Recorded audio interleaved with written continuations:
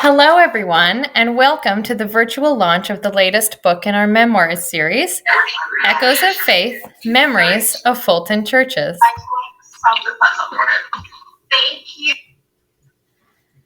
My name is Caroline Chatterton, and I'm the director of the Fulton Public Library. Like every other book in this series, Echoes of Faith was a labor of love for our hardworking community members. While the pandemic slowed things down a bit more than we would have liked, there was no way we were going to let that stop us. Whether it was tracking down churches, gathering interviews, or researching history, our committee worked hard to present this finished book to you. A book that chronicles the grand buildings that are or were once home to parishioners, recalling the spiritual leaders who profoundly influenced their followers, and reasons why Fulton was a great setting for strong communities of faith. Before we continue our program, I have a couple of housekeeping items to address. I already mentioned one of them. I'd just like to ask that everyone please stay muted during the event. The background noise can make it a little bit hard for other people to hear when someone is trying to speak, so please try to stay muted. If you don't know how to do that, there should be an icon in the bottom left corner of your screen that looks like a microphone, and you can just click that to mute yourself. Second, feel free to comment in the chat. You can comment with, if you were a part of this project and you'd like to say something about your experience or the event you're attending, or just to say hi to someone else, feel free to use the chat however you would like. I'll probably save the transcript and post some of those comments on our library website. Lastly, we are recording this event, and we will make that video available on the library website and also on our social media pages. And if anyone wants me to email it to them, I can do that as well. So at this point, we are going to jump right in, and we're going to hear a little history of the memoir project from Jim Fafaya. Jim?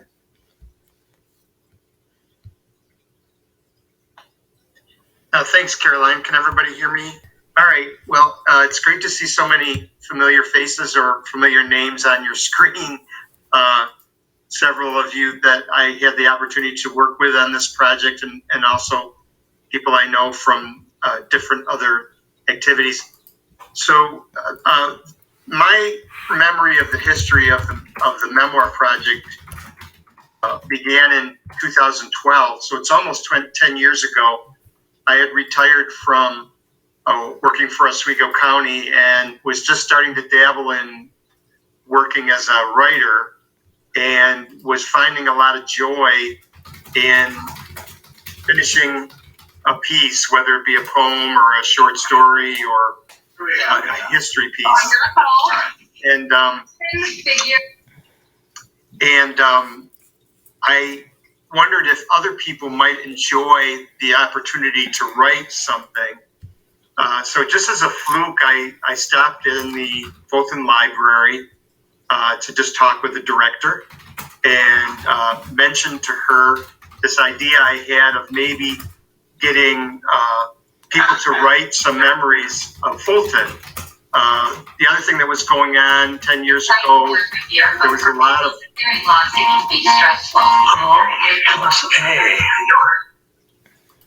there was a lot of negativity about Fulton's demise, loss of industry, things like that, and I'm sure you're aware of that, or you remember hearing about it. And I wanted to find a way for people to remember the good things about Fulton, the things that many of us remember from growing up here, being here. And so we decided to take a stab at it in 2013, and just put the word out through the library that we were looking for people to write some memoir of Fulton. It could be about any topic. It could be whatever came to mind.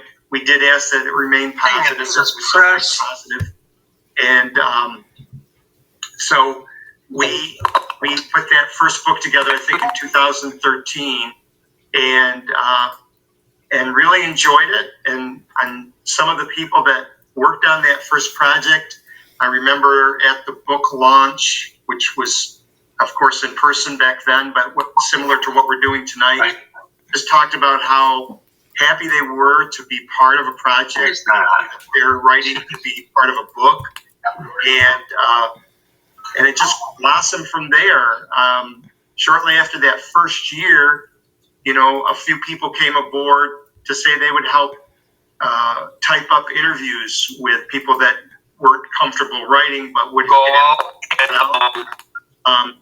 or people editing the manuscript, that sort of thing. So we started bringing in more committee members. Year by year, we added new committee members. We're up to, 6 now, I think. You'll meet the rest of them tonight, or we'll talk about the rest of them tonight. And that's where it started from there. I mean, it seems like it was a good idea, because if not, I don't think we would be publishing our 6th book right now. So I think it had to be at least 8 inches out there. A program that seems to have found a place in our city. So it's a pleasure to be here tonight, and I'm looking forward to the program.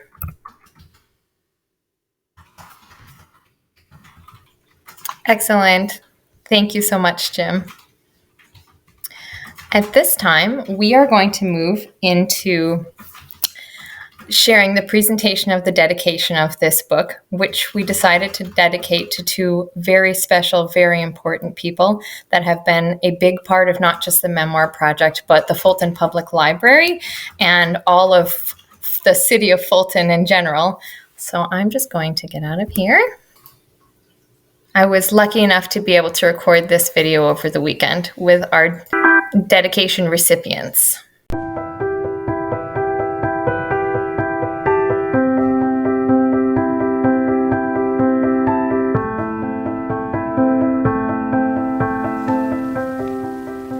We are pleased to dedicate this book to 2 people who were instrumental in founding the Memoir Project. In 2011, Betty Matte was the newly appointed director of the Fulton Public Library. When Jim Fafaya, one of our Memoir Project committee members, first met Betty, he shared his idea of developing a support system for Fultonians who wanted to write their memories of our city. Betty was knee-deep in assuming her director responsibilities, but she took the time to talk with Jim and then turn his idea into a reality. To do so, Betty talked with Marion Stanton, who was in her long tenure as president of the Fulton Library Board of Trustees. Marion immediately embraced the memoir concept, giving the project the green light. Without these 2 women, our library's ever-growing collection of Fulton memoirs would have never happened. The dedication reads, Betty Matte, who, as Fulton Library Director from 2011 to 2016, welcomed this memoir project, and the late Marion Stanton, whose contributions to the Fulton Library continue to inspire. I'm joined today by former Library Director Betty Matte and Marion's daughter Susan to receive the presentation of this dedication. Thank you both for being here, and thank you for your support of this project, library, and community. If either of you have anything you'd like to say at this time, go ahead, Betty. First of all, I'd like to say that it's an honor to have the book dedicated, and I would like to thank all the people who shared their stories and put in the time and effort to follow this memoir project through the years. It took a lot of hands, a lot of people, and a lot of work. Thank you.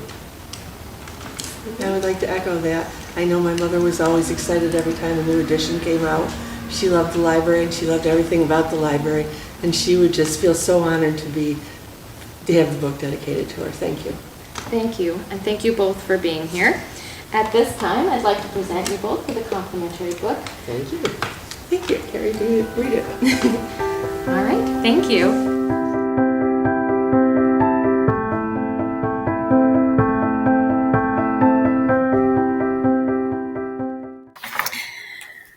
So it was lovely to see both Betty and Susan, and I can tell you that they stayed in the library for a little bit after that, and they had a lot of fun reminiscing about Marion and the Memoir Project and all that it meant to them over the years. It was a really nice afternoon. So we're going to move on to some words from the Memoir Committee, I just wanted to say something first.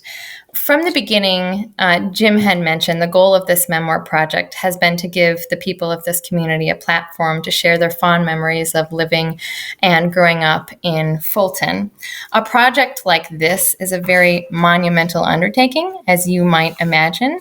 There's a lot of pounding the pavement involved. There's a lot of getting out there in the community and talking to people and connecting to people. It takes time, effort, and dedication to the community and that initial goal. Luckily, we have all of that and more in our Memoir Project Committee. The committee is made up of amazing civic-minded community leaders, local authors, teachers, and proud Fultonians. I just want to take a moment to acknowledge these wonderful people because without them, this project would not be the success that it is. So, committee members, if you can just wave when I just say who you are, just so everybody knows. Joe Abadi, Kathy Andalina, Joanne Butler, Jim Fafaya, and Mary Kimball. Thank you for all that you do. At this time, the committee members are each going to say a few words about this project and their experience with it. So you want to take us away, Joe? Okay, thank you. For those of you who don't know me, I'm Joe Abadi, and I have been a member of the Memoir team in some form or another since its inception, and I guess that was about 10 years ago, which time certainly does fly. On this particular project, my tasks were to do some of the writing and editing, contact some of the other contributors, edit and prepare the photographs, format the book, create its covers, and prepare the slideshow. As Caroline said, there's a lot of work that goes into just one book. Everyone on the Memoir team has his or her area of expertise, all of which are essential to completing the project, which usually takes over a year to get done. This one took almost 3 years because of COVID, so it's especially special to us. Working with the Memoir team has been a pleasure for me. Everyone is dedicated to creating quality books that chronicle Fulton's history. The members, who I am now blessed to call my friends, are all warm, caring, creative, and cooperative, which is especially important when working with so many people on a project. It's a lot of work, plus a lot of fun, and if it wasn't, I probably wouldn't be doing it. I want to thank everyone who contributed to the book, and that is a lot of people, too many to name individually. I have enjoyed working with you and reading your stories. And that brings me to the book itself and why I feel that it's so important, not just to the people of Fulton, but to everyone. Contributors came from many different faith denominations with different beliefs and ways of worshiping. But the stories I found when reading it were remarkably similar in nature. Each story detailed the history of each of the churches, the struggles they faced over the years, the meaningful ways in which its members show their faith, and the passion and dedication of church members. That showed me that no matter how different we think we are from each other, deep down our similarities are abundant. It's been said that if you want to lead a meaningful life, a life that does good in the world, a life that impacts and uplifts others in a positive way, you should surround yourself with positive thinking people. And that is the feeling that I take from this book, from the people who contributed to it, and from the members of the Memoir team. You have all impacted my life in a positive way, and I hope and pray that I have done a little of the same for you. I hope you enjoy reading this book as much as I did, and I hope you continue making this world a better place for everyone. Again, my thanks to everyone for helping make this book a reality. Thank you.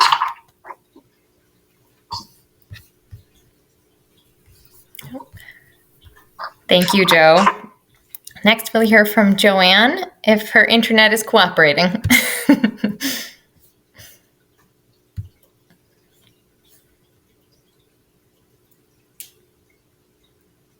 There we go. I'm in. I'm muted as far as I know.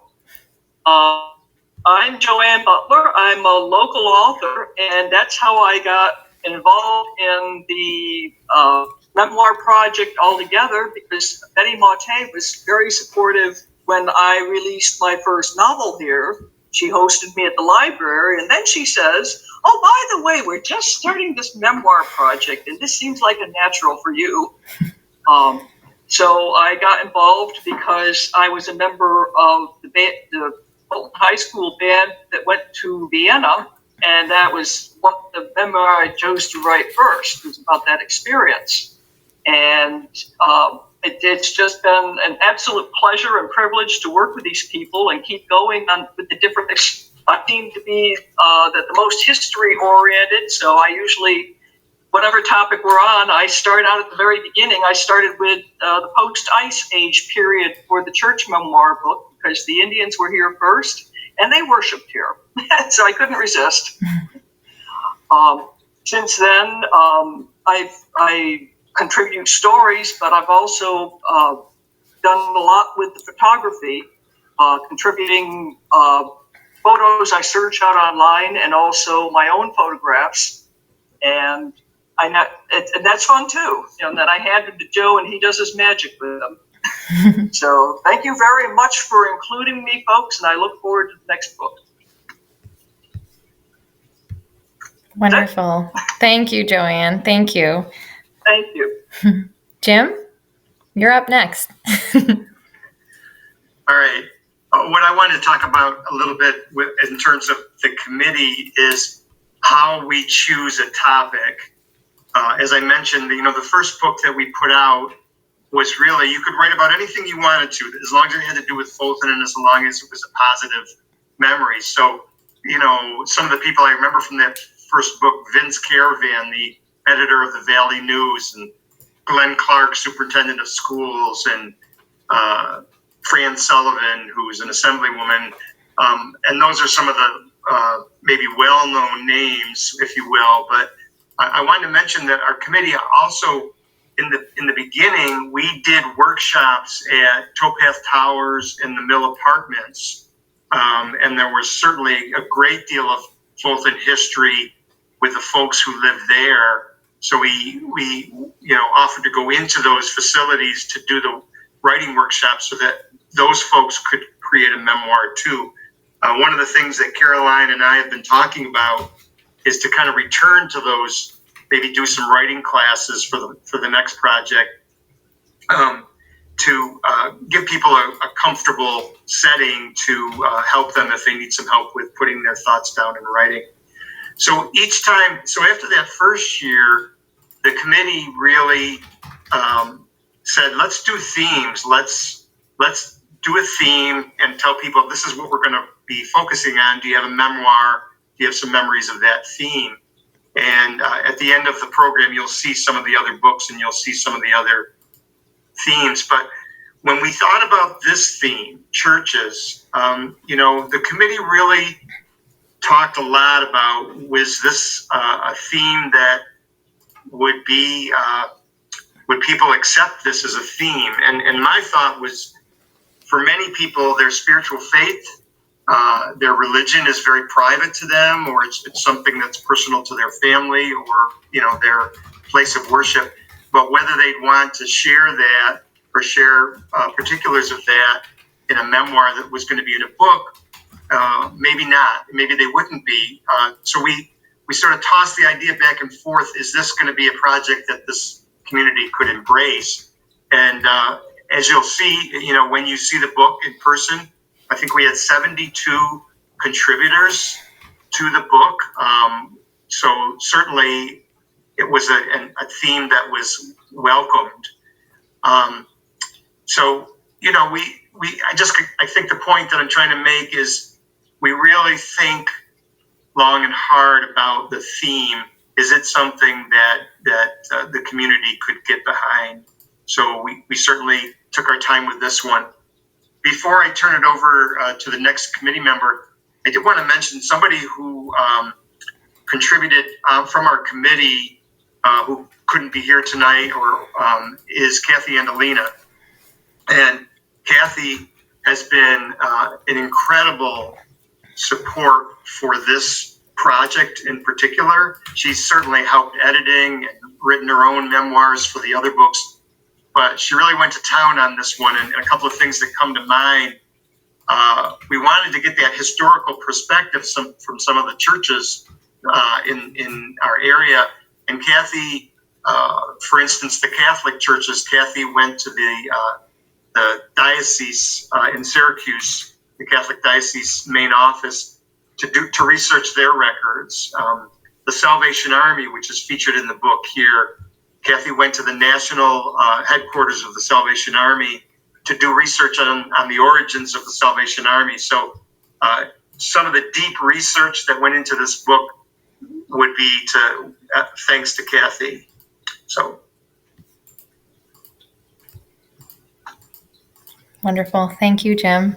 And last but certainly not least, Mary. Hi, everyone, and thank you for participating tonight. I just want to say what an honor and always a joy, just a joy to work with the people that I've been working with all these years on the Memoir Project. We have a lot of fun and a lot of laughs, and we certainly just dig right in and embrace the topic, and everybody does their part. And Kathy certainly went above and beyond this time, and we're also grateful. But everybody had their own little flavor that they contributed to this book, and that's what made it so special. I interviewed several people and was so glad to speak with them, people that are in their 90s and have been here for a long time. And I guess for me, this book was maybe not the one that I could sink my teeth into at the get-go, and yet after I began, it became so incredibly important, because oftentimes my own children will say, "Mom, what was the best part about growing up in Fulton?" And I don't even have to think about it. The best part for me was the family I grew up with. My grandparents were right next door. My parents were people of faith. My grandparents were too. And I was raised a Roman Catholic, went to St. Mary's School, but the greatest gift my family gave me was my faith. And I don't take that lightly. And growing up in the neighborhood that I did, we walked to school together, and yet we went to different schools. I went to St. Mary's School, but my best friend went to State Street. And every day we walked to school together, and I'd drop her off at State Street. And when she had an event at her church, I'd go and she'd come with me, and I'd have October devotions and she'd come with me. And we didn't understand that we shouldn't. It was just part of the way we lived. And we embraced each other's goings on, and it was just a gift. And I guess that's how I ended up feeling about this book. It was just a gift to read all of the interactions of the people of this community and the churches that they belong to, and the way they were raised, and the beliefs that they have. So thank you to everyone that participated. I'm so grateful always to be a member of this community. You inspire me, you enlighten me, and I never stop growing listening to all of the people that live in Fulton. Thank you. Thank you, Mary. That was really beautifully said. I can think of no better segue to take us into our next portion of the program, which is a beautiful slideshow that has been prepared by Joe Abadi.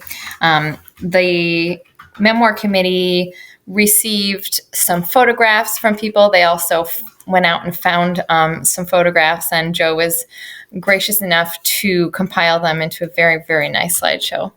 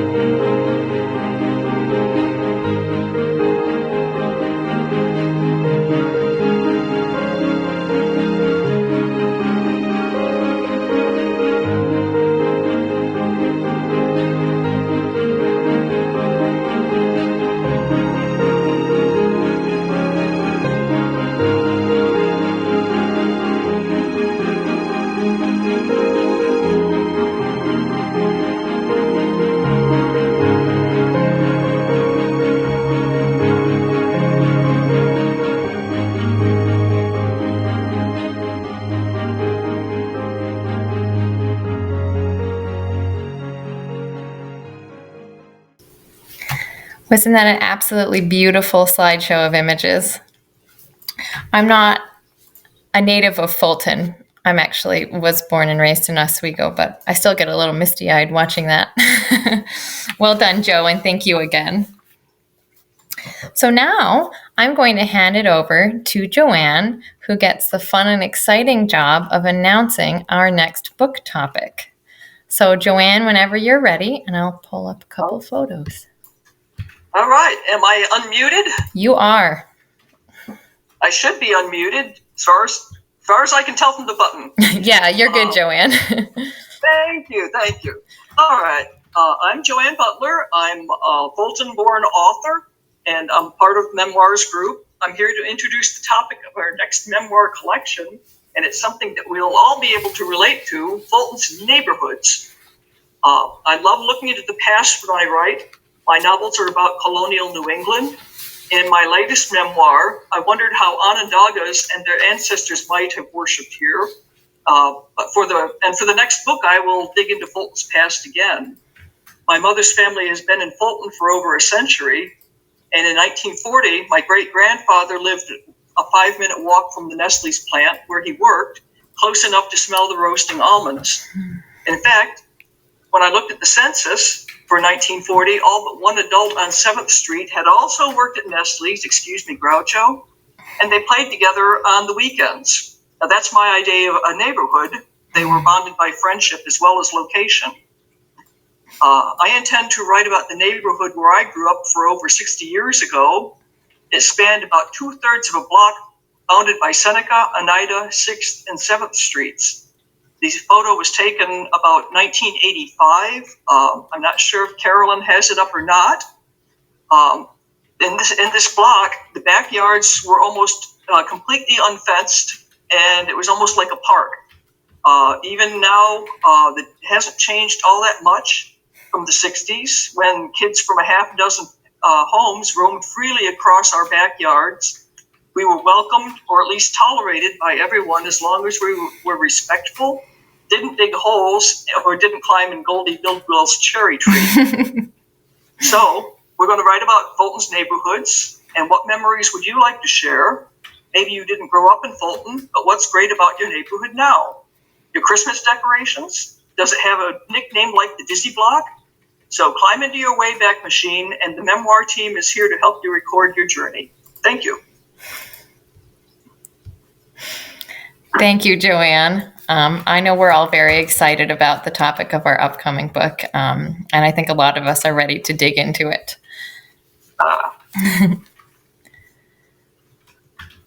So let me pull it.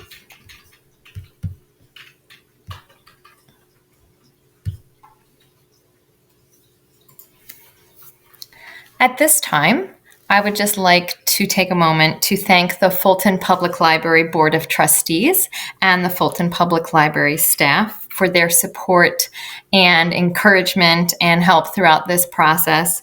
They're always there. And, I think there's trustees here tonight continuing to provide their support, and I really appreciate that. The list of other contributors can be found in the acknowledgement section of the book right at the beginning. There are so many, too many to read out loud right now. So when you get your copy of the book, take a look at the acknowledgements and the list of contributors, because it was a lot of people that helped make this book a success. As we come to the close of this event, I find myself reflecting on the project, the work that goes into it, and what it really means to the library in this community. When I first started as the director of Fulton Public Library, it's been over 3 years now, if you can believe it, but probably 2 weeks into the job, we were doing the launch event for the Dizzy Block book. And they just said, come on, we're going to this. And I went, and it was amazing.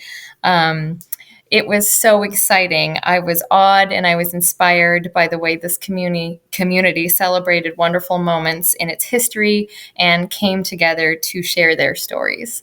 In fact, I do want to take this time to mention that this is the 6th book in our series. We actually have 5 others if you are interested in reading them or purchasing them.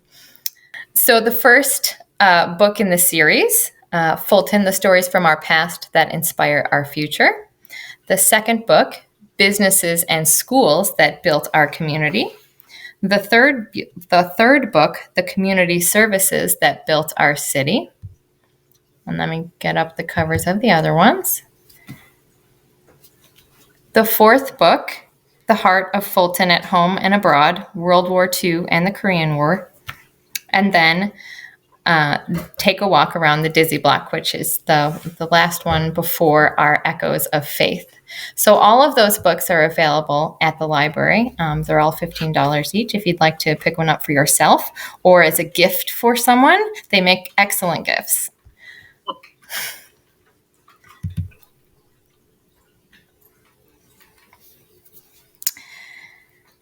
I did have one announcement to make. Let me just get the program back up for everyone to see. We were planning to make Echoes of Faith available for purchase today, but due to an unforeseen publishing delay, we don't have any copies to sell at this time.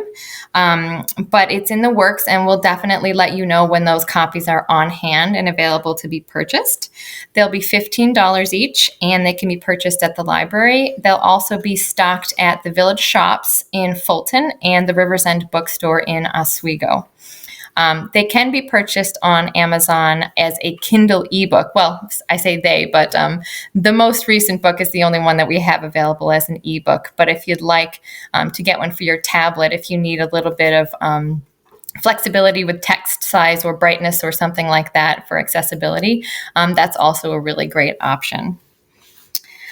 And last but not least, I know that many of you are missing the fun and heartwarming get-together that normally kicks off the release of our memoir books. And trust me, so were we. It was a challenge to plan a virtual event when we really just wanted to be all together in person. But rest assured, we are planning to hold an in-person gathering soon, and I will be able to share the details, hopefully in the near future. Thank you again for being here with us tonight. I really am looking forward to reading everyone's stories for the next book. Thank you all for coming. Good night.